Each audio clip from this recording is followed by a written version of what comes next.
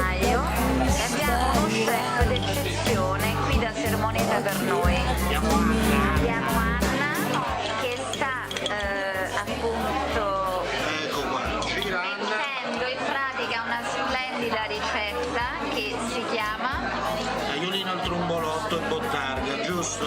tagliolini al trombolotto. Spieghiamo il piatto.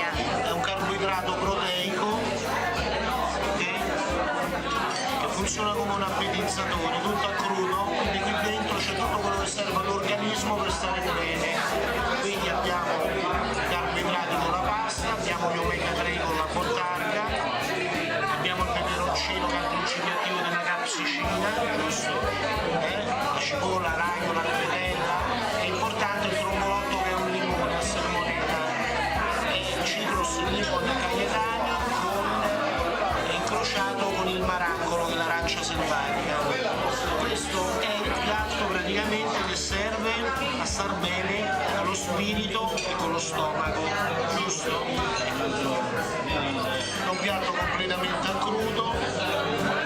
È meraviglioso che sia crudo, E si può mangiare da oggi solo alla locanda di Girasoli. Prossimamente Giorgio Calabrese, Fabio Stivali, Valerio alla locanda di Girasoli. Si può mangiare questo piatto da oggi in poi. Venite tutti quanti perché ci fa piacere. Grazie, eccolo qua che ci aspetta. Grazie, grazie Anna. Chi ha detto che non siamo bravi a fare un piatto di pasta? E finiamo col dire la cosa migliore è la più semplice, ma rende la cosa semplice resta la cosa più difficile. Giusto? Chi si adegua? Bene. Sei troppo veloce. Grazie anche ai signori. E la signora è? Io sono Eva.